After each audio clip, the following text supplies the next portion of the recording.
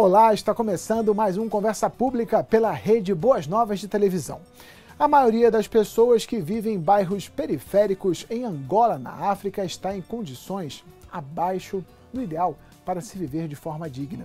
Os deficientes auditivos e visuais estão inseridos nesta realidade com o agravante das suas limitações sensoriais. Pensando em melhorar as condições de vida destas pessoas, a estilista brasileira Neuzete Pape viajou para Angola, com o objetivo de ensinar jovens surdos a produzir moda com os tecidos do continente africano.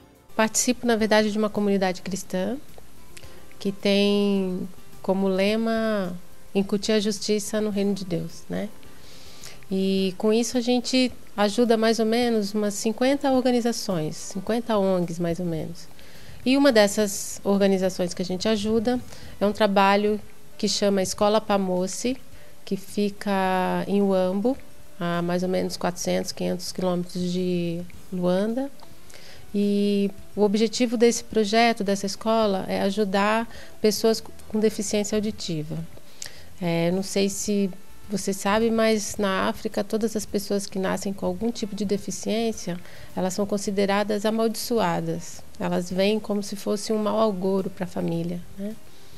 E aí, com isso, você vai perpetuando uma situação de pobreza cada vez maior. Então, a pessoa nasce num sistema já, numa situação pobre, ela sofre um preconceito muito grande, ela não consegue se comunicar e, com isso, não consegue trabalhar, não consegue se desenvolver. E quando essa organização descobriu isso, começou a trabalhar com esses alunos, né, ensinando-os a se comunicar, gesticular, falar a língua de sinais. E durante esse trabalho que eles estavam fazendo, depois que eles conseguiram já ensiná-los, uma pergunta que veio foi assim: como ajudá-los a se desenvolver profissionalmente? Então eles começaram a fazer algumas oficinas para ensiná-los a trabalhar com sapatos, artesanatos, e essas pessoas deficientes pediram que elas gostariam de costurar. Por que a costura? Porque a costura é um trabalho praticamente individual, você não precisa de ser contratado necessariamente, se você produz alguma coisa você consegue vender. Então eles aprenderam a costurar. E logo depois veio uma outra necessidade, que é assim, eu preciso saber desenvolver uma coleção, preciso desenvolver um produto que seja bacana para poder vender. E foi aí que nós fomos contatados e foi nos solicitado se seria possível desenvolver uma coleção e levar para eles conseguirem reproduzir isso e poder ter uma nova fonte de renda, né? Eu, na mesma hora, me apaixonei pelo projeto, primeiro porque para mim sempre foi um problema e sempre foi um tabu a história da moda, assim, né? Aonde que a moda entra no reino de Deus?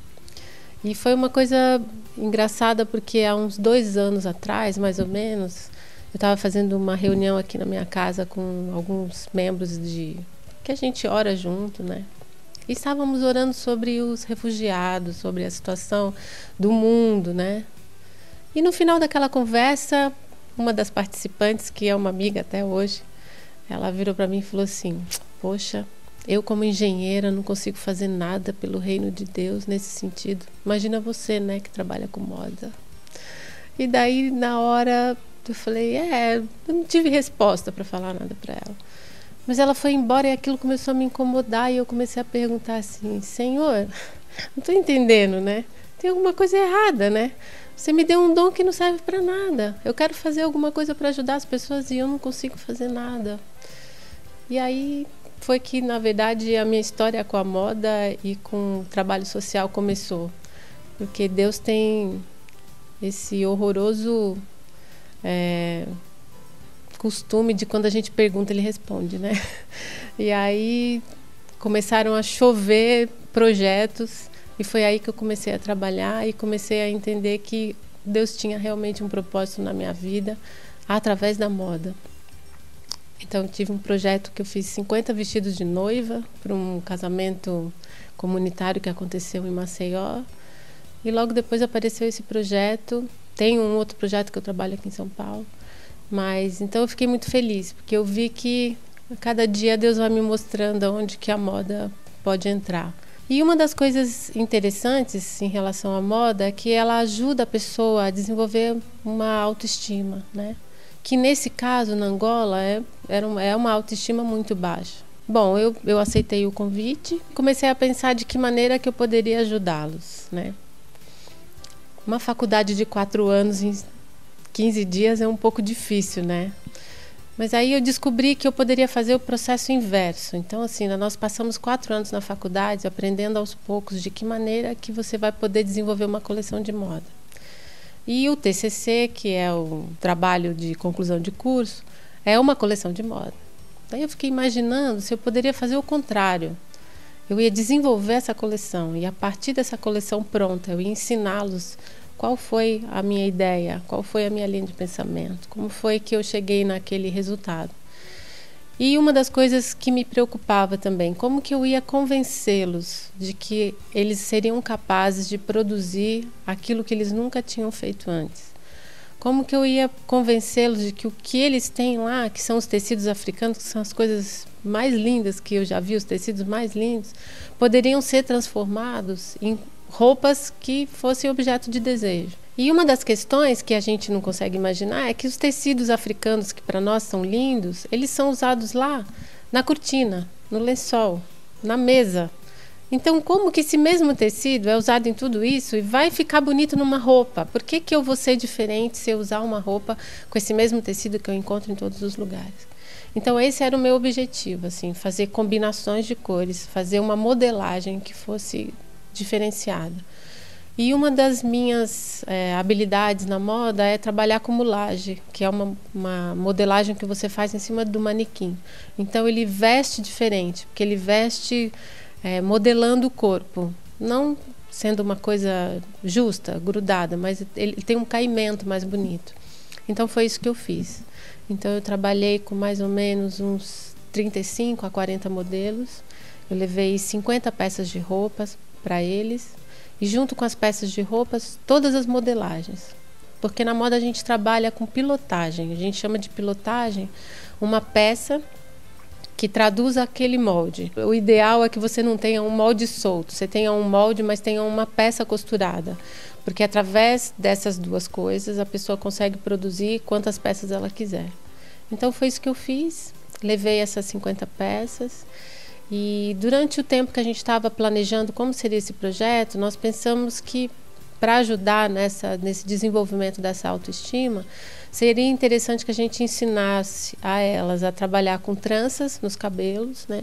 Porque é uma característica delas, né, das africanas, mas nem todas sabem fazer, principalmente essas que têm uma baixa renda, né?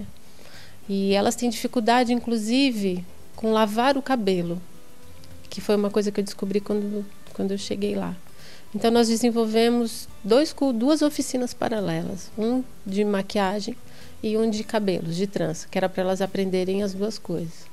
E para finalizar esse curso, um desfile, né, que seria o auge do curso, que seria uma demonstração para elas de tudo que elas conseguiram aprender. O movimento Vem Comigo para a África mobilizou igrejas e organizações missionárias em prol dos angolanos mais carentes.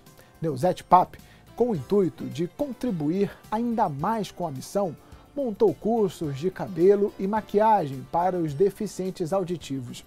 Além de promover mais recursos através do aprendizado, foi uma maneira de valorizar e empoderar a cultura africana. Como que aconteceu esse curso, né? Que nós pensamos, as pessoas com deficiência auditiva, elas têm um tempo máximo de conseguir prestar atenção, porque elas precisam prestar atenção naquilo que você está mostrando, está ensinando, e numa pessoa que está fazendo essa interpretação, porque no caso eu não sei falar a linguagem de sinais. Então o que nós pensamos? Vamos fazer 2 cursos. Então nós tivemos uma turma de manhã, que tinham 10 pessoas, e à tarde nós tínhamos 12 pessoas. Dessas 22 pessoas, 11 eram deficientes auditivas. Então nós tivemos um curso que foi voltado para deficientes auditivos, mas que outras pessoas também interessadas podiam participar. E isso era necessário e importante porque a maioria das pessoas deficientes auditivas não sabiam costurar. Elas tinham tido curso, algumas pessoas tinham já se desligado da comunidade. Então, para mim era importante que eu tivesse gente que entendia da costura, porque o aprendizado ele é maior. Na faculdade, geralmente, você aprende a mexer primeiro na máquina, aprende a costurar, para depois você aprender a modelagem. Então, você aprende as duas coisas juntas. Como eu só tinha pouco tempo com eles, eu tinha que agilizar isso, né, e otimizar o melhor que fosse esse tempo. Então, o interessante era ter alguém que soubesse costurar. E desde o começo, qual que era a minha preocupação? Tentar convencê-los de que eles eram capazes, que era possível o projeto e que daria certo, assim, que se eles tivessem vontade, daria certo. Mas o que era eu falando isso, né? Uma pessoa desconhecida que veio de um país, né, com uma situação completamente diferente, para um grupo de pessoas que vivem num bairro muito pobre, onde há 3 meses eles não têm energia elétrica, onde as crianças de 3 a 4 anos ficam em poços retirando água, né? Quem era eu? Então, o que eu tentei falar para eles era que não era eu que estava falando isso, que era Deus, que era o Espírito Santo que tinha tocado na minha vida e que não era eu que tinha me mobilizado para chegar lá, era Deus que tinha me levado.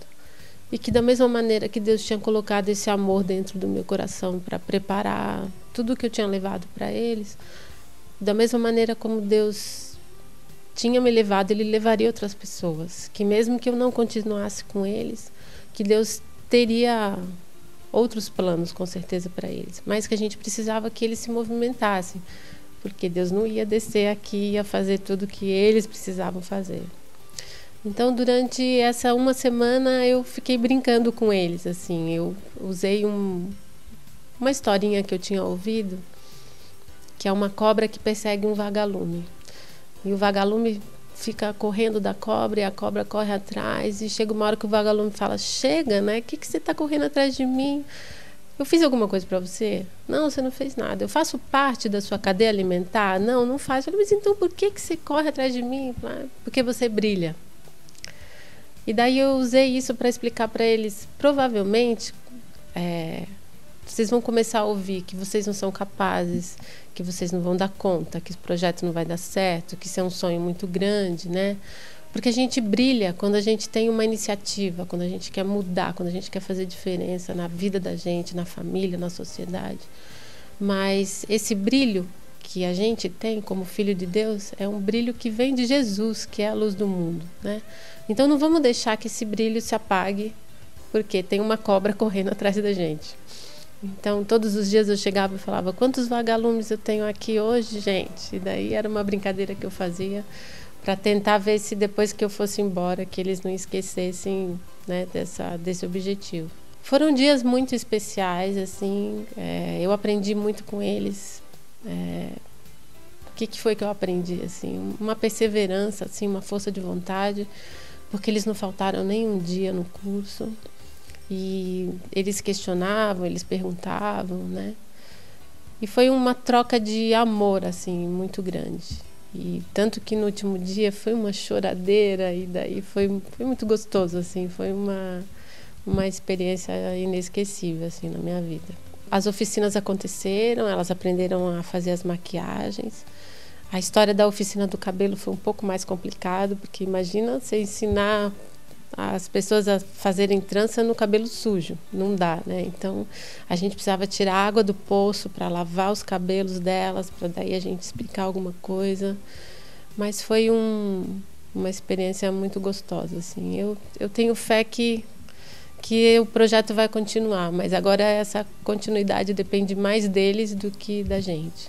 O que foi que nós deixamos para eles como ferramenta para eles continuarem? Bom, eu levei todas as modelagens, eu levei 2 álbuns de foto, porque lá em Huambo, e mesmo em Luanda não, porque é uma capital, já é uma cidade maior, mas em Huambo os tecidos e as roupas com tecidos africanos, eles são produzidos sob encomenda. Então você não chega numa loja onde você tem vários modelos de roupas com tecido africano. Você encomenda essa roupa, né? o que para eles seria bom, porque daí eles não teriam que fazer um investimento grande, né, para produzir uma coisa sem saber se vai vender ou não. Mas eu não queria simplesmente que essa roupa ficasse pendurada num cabide para as pessoas chegarem e verem. Às vezes a roupa, ela não tem um apelo pendurada no cabide, mas ela sofre um diferencial muito grande quando você coloca ela numa modelo, põe essa roupa numa modelo e fotografa. Então foi isso que eu fiz. Eu levei um álbum fotografado com uma africana, inclusive uma modelo que é filha de africanos e mora aqui no Brasil, para mostrar como que essas roupas ficariam nessa modelo e para ajudá-los a fazer essa venda através desse álbum. Além disso, eu deixei mais ou menos uns 100 metros de tecido africano, que eu comprei lá em Uambo. Nós conseguimos fazer um bazar para fazer um levantamento de uma renda para comprar máquina de costura para eles. E eu queria, na época, um mês atrás, ter levado essas máquinas daqui do Brasil, mas o transporte seria muito caro. E a minha sorte foi exatamente essa, não ter comprado, porque num bairro onde há 3 meses não existe energia elétrica, não adianta uma máquina industrial, ela não vai fazer diferença.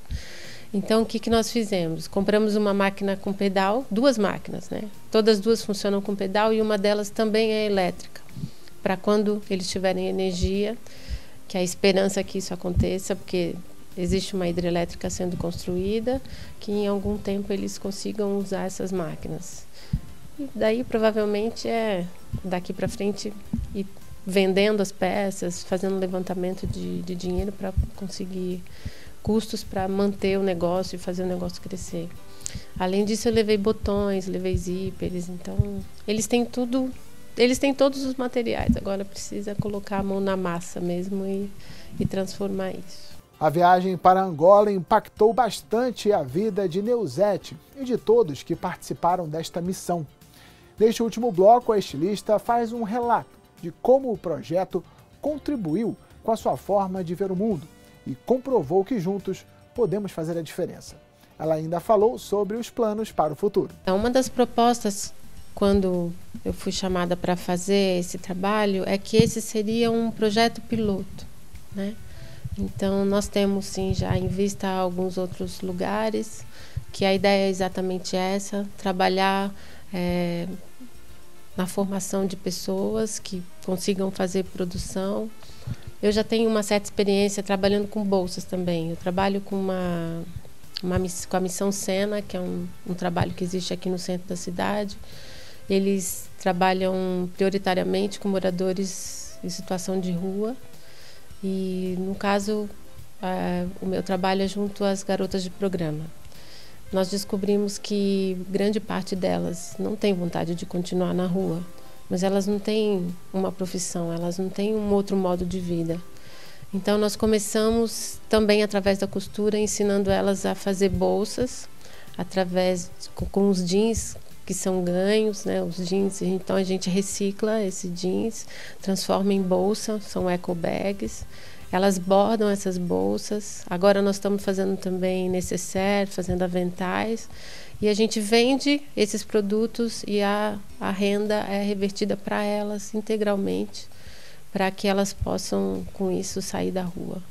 Então, a ideia é que a gente consiga levar esse projeto também de produzir, seja roupa, seja bolsa, seja o que for, para outros lugares. Aprendi com isso que a única coisa que a gente precisa quando a gente quer ser um missionário, seja onde for, na nossa cidade ou em qualquer outro lugar, a gente só precisa dizer para o Senhor: eis-me aqui.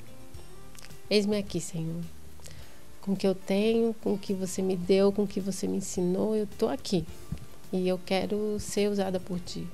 E com certeza Deus vai fazer diferença. E uma outra coisa que eu aprendi nesse projeto é que até então os projetos que eu estava ajudando eram aqui no Brasil. E a gente sempre tem um comentáriozinho que a gente ouve sobre: mas por que na África? Por que não aqui? Nós temos tantos, né, bairros, cidades, estados, né, precisando de alguma coisa. E eu aprendi que quando Deus fala: ser-me-eis testemunhas tanto em Jerusalém como em toda a Judéia e Samaria e até os confins da terra, Jesus falava isso há quantos anos atrás, né? Há quantas centenas de anos atrás. E naquela época a gente já sabia que os judeus eram super patriotas, né? Eram super locais, então tudo que eles pensavam era exatamente para eles. E nós estamos fazendo a mesma coisa depois de tantos anos depois, né? Então assim, não sou eu que estou escolhendo ir para a África. Quem escolheu que eu fosse para lá foi Deus, né? Porque senão eu não iria, eu nem saberia do projeto, eu nem iria. E eu não consigo acreditar que eu, como ser humano, teria esse amor dentro de mim por um povo que eu nunca vi na minha vida. Isso vem de Deus, isso vem do Espírito Santo. Então, quando a gente se coloca diante de Deus, é assim, Senhor, é o que você quer, aonde você quiser, não é onde eu quero, nem é aquilo que eu quero fazer. Né? Isso é uma questão muito importante quando a gente diz que quer servir, né?